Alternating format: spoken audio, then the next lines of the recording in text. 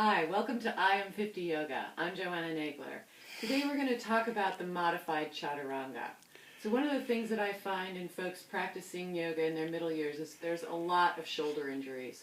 So the reverse push-up of Chaturanga puts a lot of pressure on the shoulder tendons, and a lot of people are pulling their shoulders, tweaking their shoulders, and having a hard time coming back to their yoga practice as a result.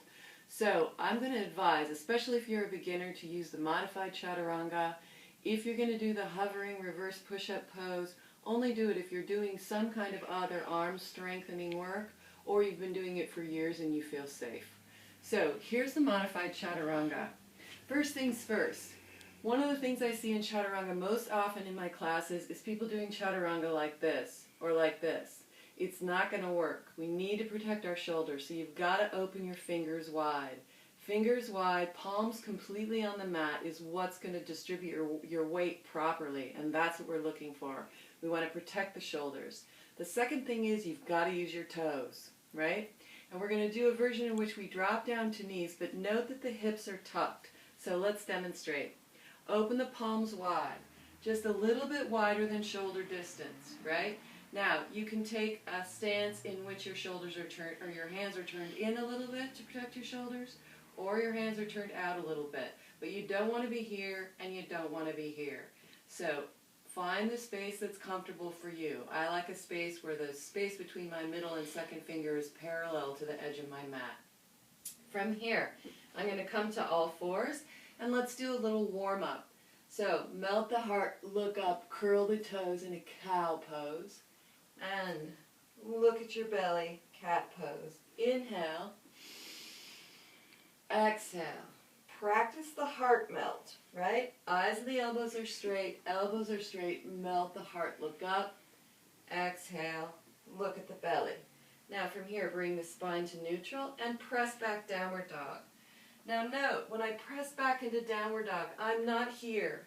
That torques the shoulders way too much. I want the weight back in my feet.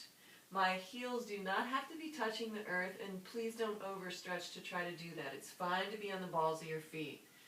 From here, let's practice a couple of moves that are going to help us find Chaturanga. So, from here, eyes of the elbows in. So note that these are the eyes of the elbows, right?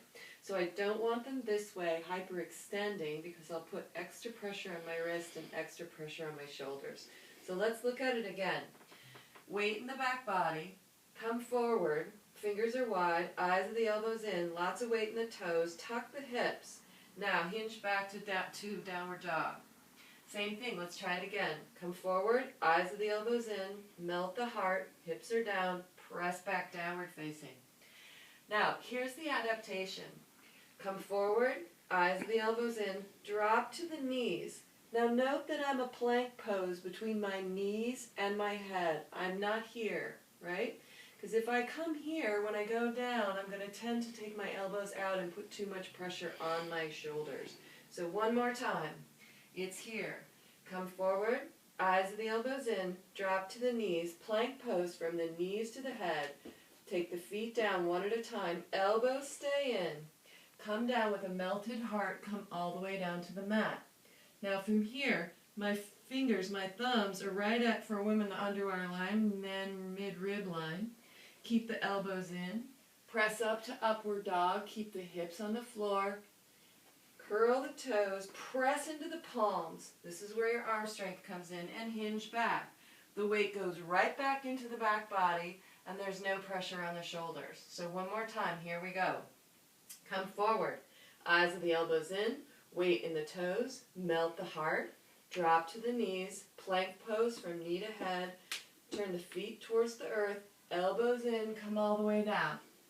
From here, press up as much or as little as you like, curl the toes, press back, hinge at the hips.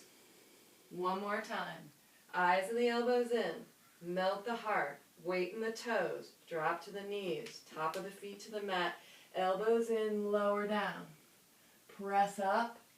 If it's too much to press up from here, then just come back down, curl the toes, press up to the knees, and press back downward facing.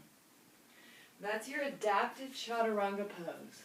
I wholeheartedly recommend that you use it throughout your middle years to protect your shoulders so you can keep doing your yoga practice safely, efficiently, and for a very long time. Thanks so much. I'm Joanna Nagler. I'm 50 Yoga. Namaste.